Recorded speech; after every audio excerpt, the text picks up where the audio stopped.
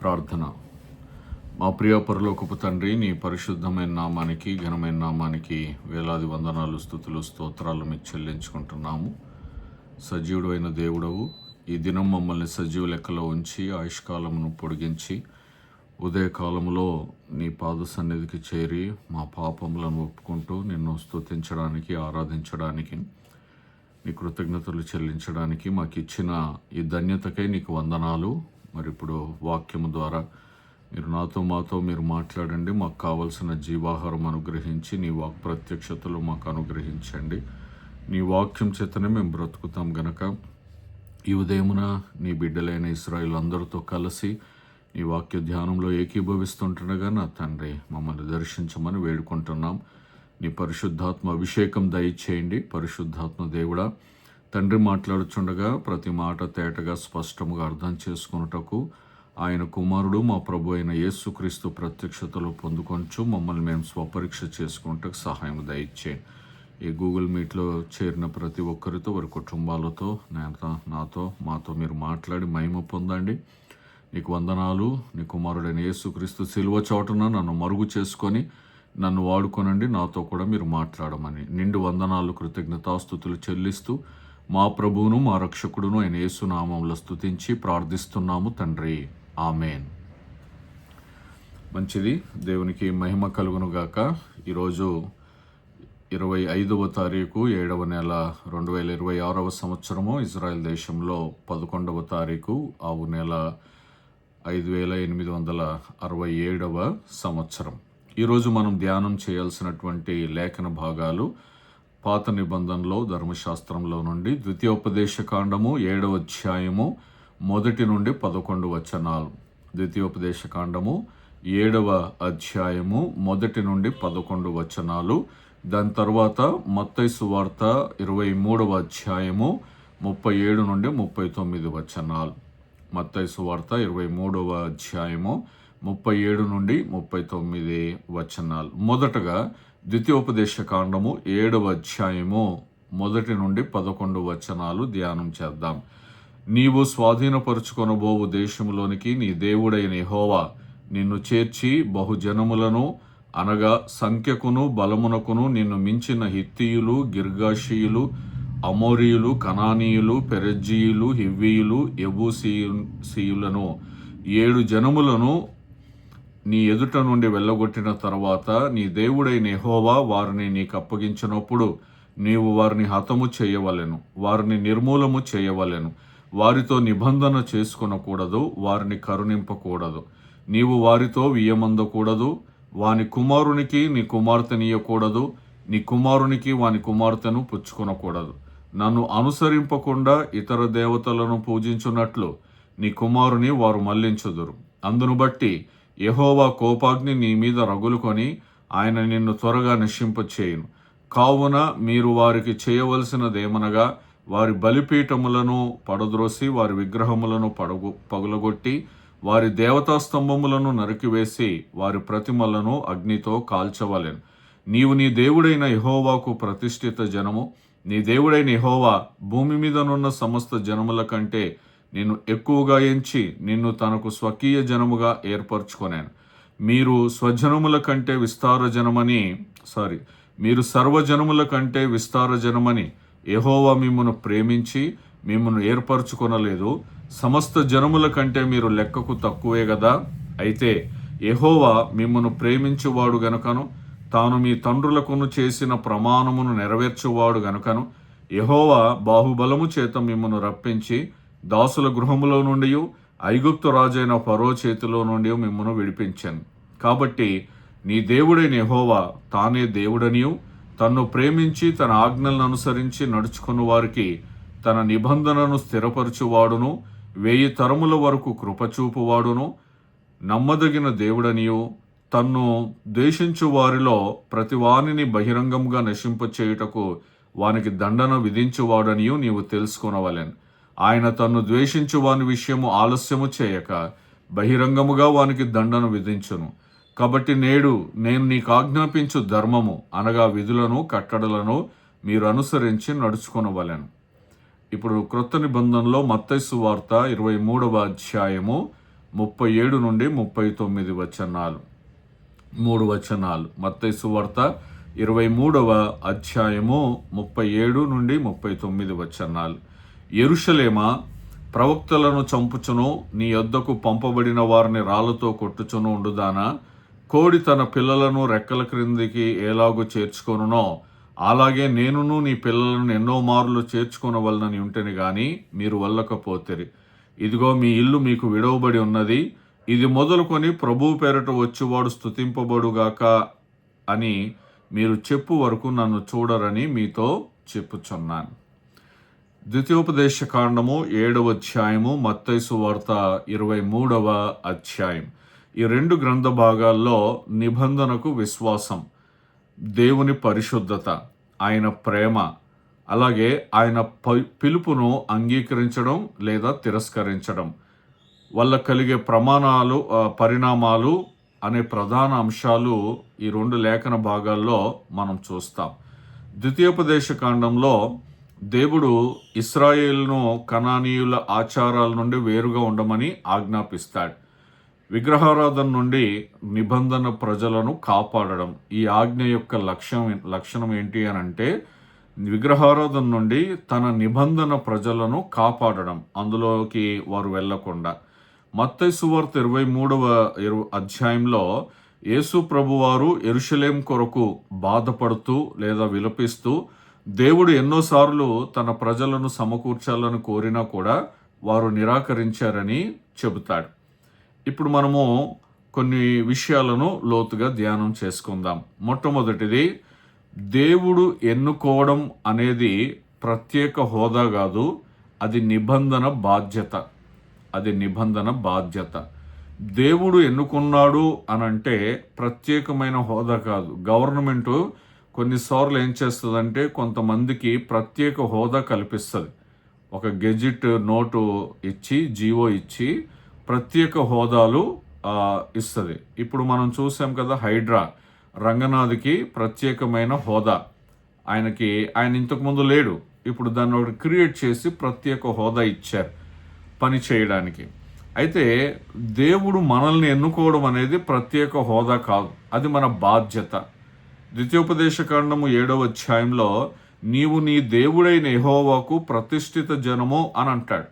మీరు ఎక్కువ మంది కాదు కనుక యెహోవా మిమ్మును ప్రేమించినందున మిమ్మును ఎన్నుకొన్నాడు అని అంటాడు. ఆ కనాను దేశంలో ఉన్న వారి కంటే ఎక్కువేం కాదు మీరు, కానీ దేవుడు ప్రేమించినందున మనకు ఒక బాధ్యత అప్పగించి మనల్ని ఎన్నుకుంటున్నాడు. ఎన్నుకోబడ్డము అంటే ఇతరుల కంటే గొప్పోళ్ళమని కాదు. నన్ను ఎన్నుకున్నాడు అని అంటే నేను నా పక్కోడి కంటే గొప్పోడిని కాదు. అది మనం గుర్తించాలి. అంటే మనం ఎప్పుడు తగ్గింపు జీవితం కలిగి ఉండాలి. దేవుడు నిన్ను పిలిచింది నీకు ఒక ప్రత్యేకమైన హోదా ఇవ్వడానికి కాదు. యేసు ప్రభుని దేవుడు ఈ లోకానికి పంపించాడు. ఎలా పంపించాడు? యేసు ప్రభు డౌన్ టు ఎర్త్, తగ్గించుకొని ఉన్నాడు ఈ లోకంలో. కాబట్టి ఈ విషయాన్ని మనం గుర్తించాలి. అది ధర్మశాస్త్రమును ఆచరించే బాధ్యత. దేవుడు ఇశ్రాయేల్ని ఎందుకు ఎన్నుకున్నాడు అని అంటే వాళ్ళని ఎన్నుకొని తర్వాత నడిపించి వాళ్ళకి ధర్మశాస్త్రం ఇచ్చాడు. ఆ ధర్మశాస్త్రమును ఆచరించాల్సినటువంటి బాధ్యత ఇశ్రాయేల్కు ఉంది. ఇశ్రాయేల్ని ఎందుకు ఎన్నుకున్నాడు అని అంటే స్పష్టంగా ఆయన వాక్యమును ఆచరించడానికి. అది మనం గుర్తించాలి. పేతురు రాస్తున్నాడు, మొదటి పత్రిక 2వ అధ్యాయము 9వ వచనం. పేతురు రాసిన మొదటి పత్రిక 2వ అధ్యాయము 9వ వచనం. అయితే మీరు చీకటిలో నుండి ఆశ్చర్యకరమైన తన వెలుగులోనికి మిమ్మును పిలిచిన వాని గుణాతిశయములను ప్రచురము చేయు నిమిత్తము ఏర్పరచబడిన వంశమును, రాజులైన యాజక సమూహమును, పరిశుద్ధ జనమును, దేవునికి సొత్తైన ప్రజలు. ఏర్పరచబడిన వంశము, రాజులైన యాజక సమూహము, పరిశుద్ధ జనము, దేవుని సొత్తైన ప్రజలు. ఎందుకు ఎన్నుకోబడ్డారు వీళ్ళు? ఎందుకు ఇలాగున ప్రత్యేకించబడ్డారు అని అంటే పిలిచిన వాని గుణాతిశయములను ప్రచురం చేయడానికి, ఆయన గుణమును ప్రచురం చేయడానికి. ఆయన గుణమును నేను నోటి మాటతో ప్రచురం చేయడం ఒకటైతే నా క్రియల ద్వారా ప్రచురం చేయడము ఒకటి. కాబట్టి క్రియలు ఉండాలి, సత్క్రియలు ఉండాలి. అలాగునే సువార్త కూడా ఉండాలి. అందుకు దేవుడు మనల్ని పిలుచుకున్నాడు. అది మన బాధ్యత. యోహాను సువార్త 15:16 యోహాను సువార్త 15:16 మీరు నన్ను ఏర్పరచుకొనలేదు, మీరు నా పేరిట తండ్రిని ఏమడుగుదురో అది ఆయన మీకు అనుగ్రహించినట్లు మీరు వెళ్ళి ఫలించుటకును మీ ఫలము నిలిచి ఉండుటకును నేను మిమ్మల్ని ఏర్పరచుకొని నియమించి తిని అంటున్నాడు. అంటే దేవుడు నిన్ను నన్ను ఏర్పరచుకున్నాడు. మనం ఆయన్ని ఏర్పరచుకోలేదు. ఎన్నుకోబడ్డం అనేది సేవకు పిలుపు, ప్రత్యేకమైనటువంటి హోదా కాదు, సేవకు పిలుపు. కాబట్టి దేవుడు ఎన్నుకోవడం అనేది అది నిబంధన బాధ్యత. మనము ధర్మశాస్త్రమును లేకుంటే దేవుని వాక్యమును నెరవేర్చే బాధ్యత మన మీద ఉన్నది. రెండవది పరిశుద్ధత కొరకు వేరుపడుట. ద్వితీయోపదేశకాండం 7:2-5 చూస్తే ఇశ్రాయేలు విగ్రహారాధనకు దారితీసే సంబంధాలను నివారించాలి. అక్కడికి వెళ్ళిన తర్వాత వాళ్ళందరినీ నిర్మూలన చెయ్యాలి. ఎందుకు చెయ్యాలి అనంటే వాళ్ళు తమ ఆచారాల్లోనికి తమ విగ్రహారాధనలోనికి వీళ్ళను నడిపిస్తారు కాబట్టి అలాంటిది ఏమీ లేకుండా ముందుగానే నివారించాలి. పాపమును తీసివేయాలి. నువ్వు వెళ్ళే చోట పాపం ఉంటుంది, ఆ పాపమును తీసివేయాలి. ఈ ఆజ్ఞ యొక్క ఉద్దేశం ఏంటి అనంటే వాళ్ళను ఆ జాతిని ద్వేషించడం కాదు, కానీ మన ఆధ్యాత్మిక పరిశుద్ధతను కాపాడుకోవడం.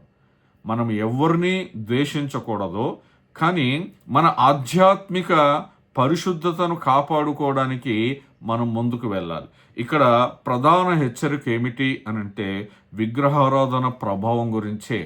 ఆ విగ్రహారాధన ప్రభావంలో ఇంతకుముందు మిద్యానీయుల దగ్గర కూడా అలానే జరుగుతుంది. కాబట్టి ఇప్పుడు స్వాధీనం చేసుకుని పోయే దేశంలో కూడా అలాగనే ఉంటుంది. కాబట్టి ఒక ఆజ్ఞ ఇస్తున్నాడు హెచ్చరికగా.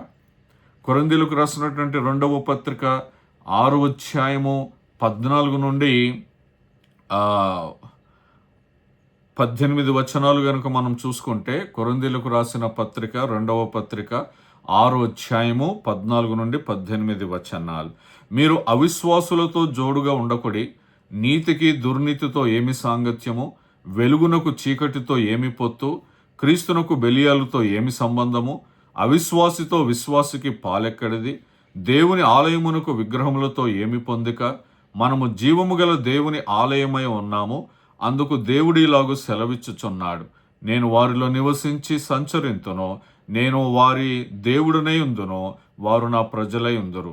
కావున మీరు వారి మధ్య నుండి బయలువెడిలి ప్రత్యేకముగా ఉండడి, అపవిత్రమైన దానిని ముట్టకుడని ప్రభు చెప్పుచున్నాడు.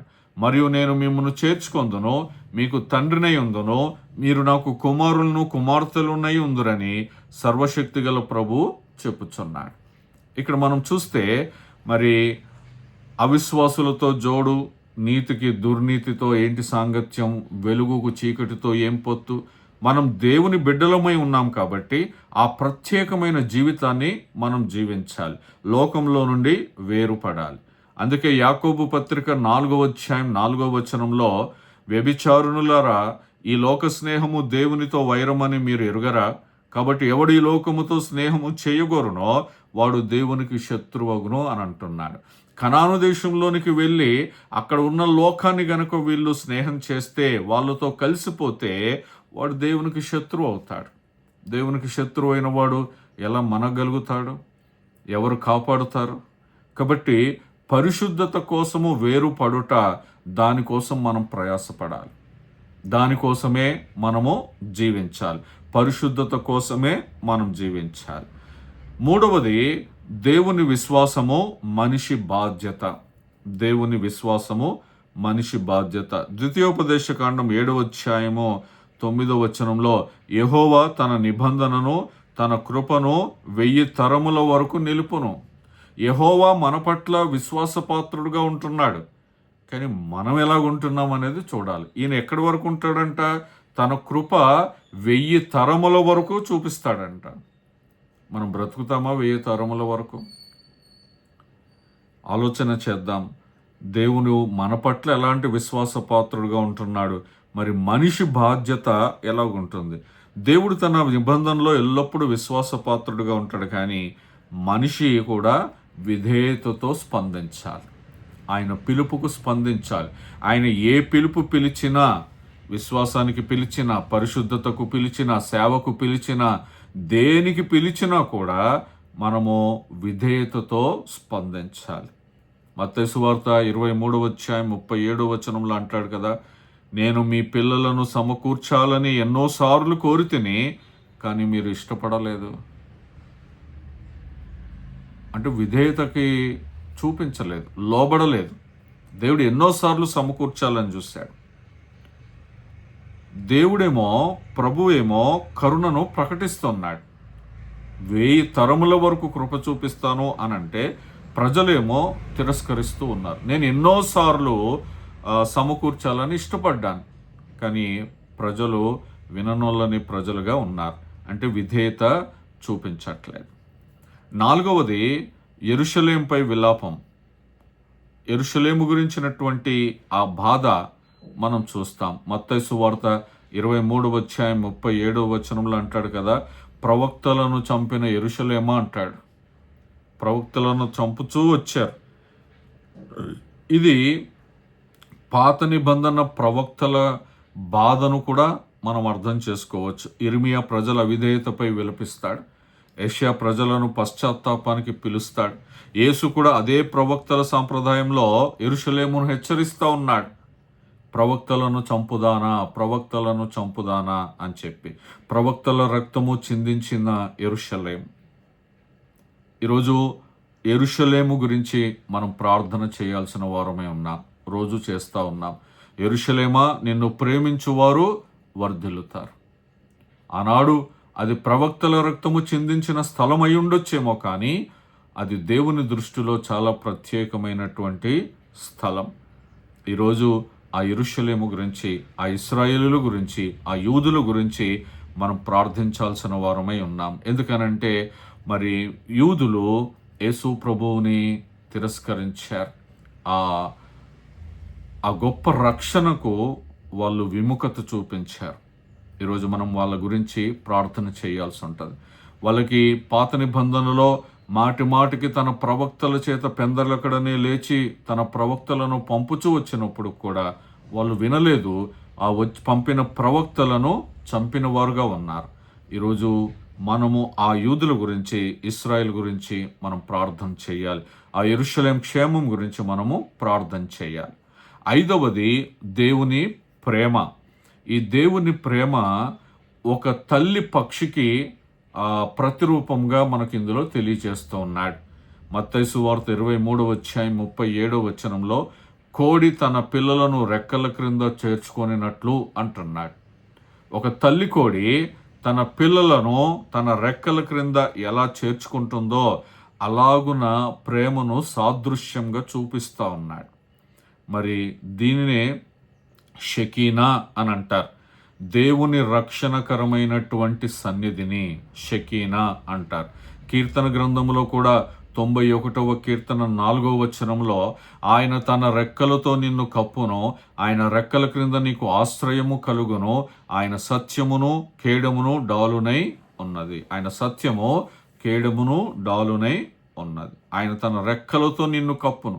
కోడి తన పిల్లల్ని తన రెక్కల కింద ఎలా కప్పుతుందో ఆ గ్రద్ద వచ్చి ఎత్తుకొని పోకుండా దేవుడు మనల్ని అలాగున కాపాడుతూ ఉన్నాడు. అది దేవుని ప్రేమ. 6వది నిబంధనను తిరస్కరించడము, దాని పరిణామాలు. నిబంధనను తిరస్కరించడం, ధర్మశాస్త్రమును లేదా దేవుని వాక్యమును తిరస్కరించడం. ద్వితీయోపదేశకాండము 7:10 విధేయతను నిరాకరించిన వారికి తీర్పు ఉంటుందని మోషే హెచ్చరిస్తాడు. మరి మత్తయి సువార్త 23:38-39 మత్తయి సువార్త 23:38-39 యేసు యెరూషలేము నిరాకరణ వల్ల కలిగే పరిణామాన్ని ప్రకటిస్తున్నాడు. ఇదిగో మీ ఇల్లు మీకు విడవబడి ఉన్నది, ఇది మొదలుకొని ప్రభు పేరట వచ్చువాడు స్తుతింపబడునుగా, కానీ మరి మీరు చెప్పు వరకు నన్ను చూడరని మీతో చెప్పుచున్నాను. మరి దేవుని వాక్యమును తిరస్కరిస్తున్నాము అనంటే మనం యేసు ప్రభుని చూడట్లేదు. ప్రభు పేరిట వచ్చి వాడు స్తుతింపబడును గాక అని మీరు చెప్పు వరకు నన్ను చూడరని మీతో చెప్పుచున్నాను అని అంటున్నాడు. దేవుణ్ణి చూడకపోతే ఎలాగా? దేవుని మాట వినకపోతే ఎలాగా? దేవుని స్వరం మనం వినకపోతే ఎలా బ్రతుకుతాం? ఇది మనం గుర్తించాలి. వాళ్ళు తిరస్కరించారు, దేవుని తిరస్కరించారు, దేవుని మాటను తిరస్కరించారు, తిరుగుబాటు చేశారు. దేవుని తీర్పు నిబంధనను ఉల్లంఘించిన పరిణామము.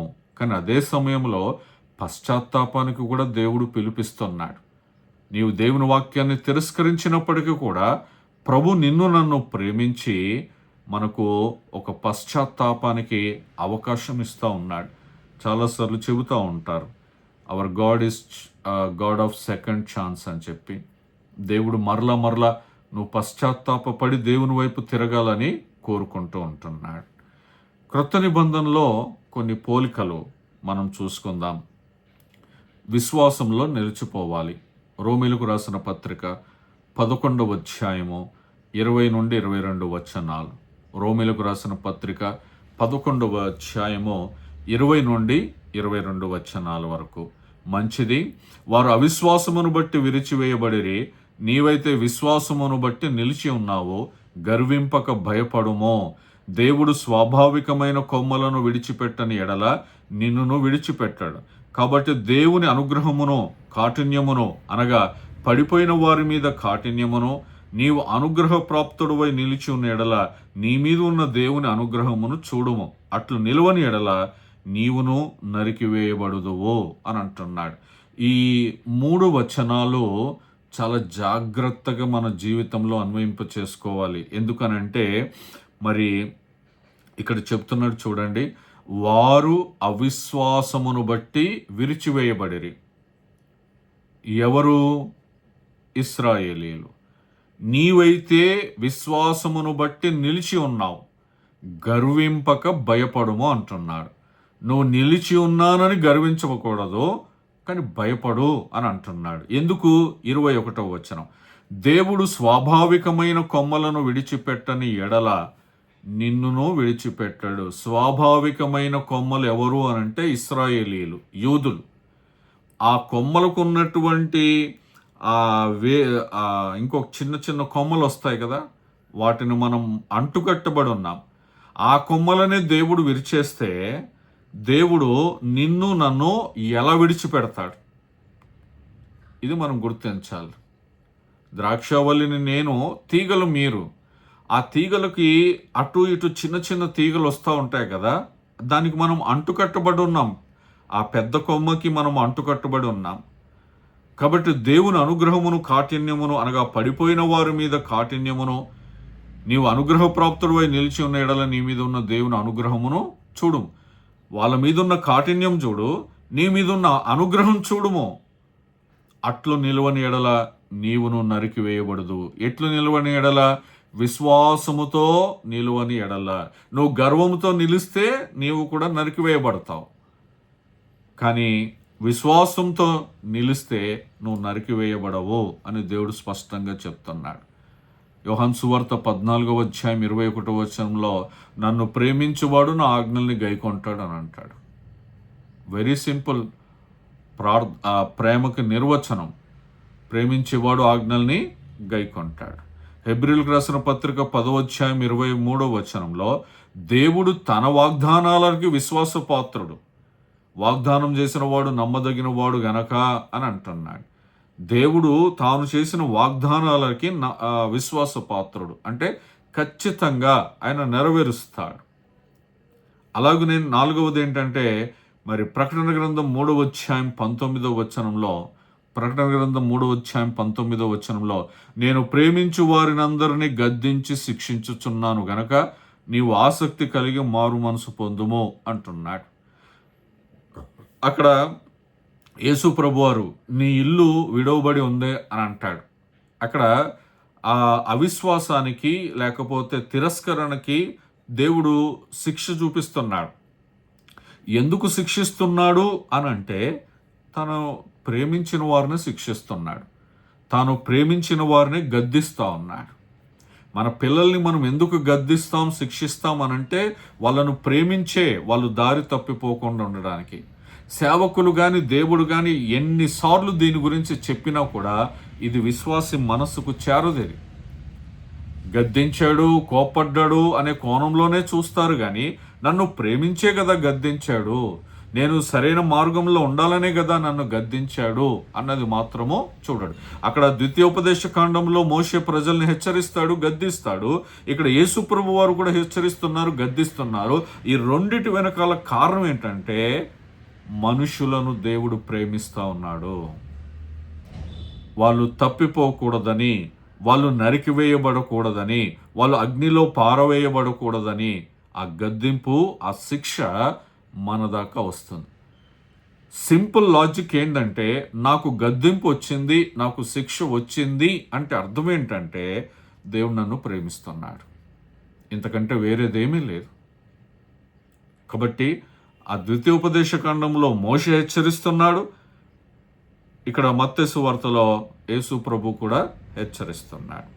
ఇది మనము గుర్తించాలి. ఎందుకు అనంటే అక్కడ వాళ్ళను ప్రేమించాడు, ఇప్పుడు యేసు ప్రభు మనల్ని కూడా ప్రేమిస్తూ ఉన్నాడు. 6 విషయాలు మనం చూసుకున్నాం. దేవుడు మనల్ని ఎన్నుకోవడమో ఆయన సేవకు, మరి మన పరిశుద్ధ జీవితానికి పిలుపది. పరిశుద్ధతను కాపాడుకోవడానికి విగ్రహారాధనతో రాజీ పడకూడదు. దేవుడు తన నిబంధనకు ఎల్లప్పుడూ, తన వాగ్దానాలకు ఎల్లప్పుడూ విశ్వాసపాత్రుడు. మనమే విశ్వాసపాత్రులముగా ఉండట్లేదు. దేవుడు తన ప్రజలను ప్రేమతో, ఒక తల్లి కోడి తన పిల్లల్ని రెక్కల కింద ఎలా చేర్చాలనుకుంటుందో, అది చేర్చుకుంటుందో అలాగూ మనం చేర్చుకోవాలని చాలాసార్లు దేవుడు కోరుకున్నాడంట, కానీ ప్రజలు ఇష్టపడట్లేదు. ఈరోజు మనం పరుగెత్తి ఆయన రెక్కల కింద చేరుకోవాలి. మనము పాటలు చాలాసార్లు వింటూ ఉంటాం కదా, చెయ్యి పట్టుకో నా చెయ్యి పట్టుకో. ఆయన మన చెయ్యి ఎప్పుడు పట్టుకొనే ఉంటాడు, విడిచిపెట్టడు. మనమే వెళ్ళి ఆయన చెయ్యి పట్టుకోవాలి. ఇది క్రొత్త నిబంధన సూత్రం. మనం వెళ్ళి చెయ్యి పట్టుకోవాలి. నా ముందు నీవు నడువని కాదు, ఆయన వెనకాల మనం నడవాలి. ఆయన వెనకాల మనం నడవాలి. దేవుని ప్రేమను, దేవుని ధర్మశాస్త్రమును, దేవుని వాక్యమును, ఆయన కరుణను తిరస్కరించడం ద్వారా అది తీర్పుకు దారితీస్తూ ఉంది. ప్రవక్తల స్వరాన్ని వినడం అనేది ఆ నిబంధన విశ్వాసానికి గుర్తు. పెందలకడనే లేచి ఎంతోమంది ప్రవక్తలను దేవుడు పంపిస్తూ ఉంటే వాళ్ళను తిరస్కరిస్తూ ఉన్నారు, వాళ్ళని చంపుతూ ఉన్నారు, వారి రక్తాన్ని కళ్ళజూస్తూ ఉన్నారు. కానీ దేవుడు పంపిస్తున్నాడు అనంటే ప్రవక్తల్ని పంపించినా, తీర్పు పంపించినా, గద్దింపు పంపించినా, శిక్షను పంపించినా అది నిన్ను ప్రేమించే పంపుతున్నాడు. దేవుడి దగ్గర నుండి ఎవరొచ్చినా నిన్ను ప్రేమించే, దేవుడి నుండి నీ దగ్గరికి గద్దింపు వచ్చినా నిన్ను ప్రేమించే, శిక్ష వచ్చినా నిన్ను ప్రేమించే, నిన్ను సరిచేయడానికి, నిన్ను మరలా తన రెక్కల కింద చేర్చుకోవడానికే. కాబట్టి దేవుడు తన ప్రజలను ప్రేమతో ఎన్నుకొని పరిశుద్ధమైన నిబంధన జీవితానికి ఆయన పిలుస్తూ ఉన్నాడు. ఆ పిలుపు అనేది మనకి బాధ్యత. పరిశుద్ధతను కాపాడుకుంటూ మనము ప్రపంచానికి దేవుణ్ణి చూపించడం ఎలాగంటే మన క్రియల ద్వారానే.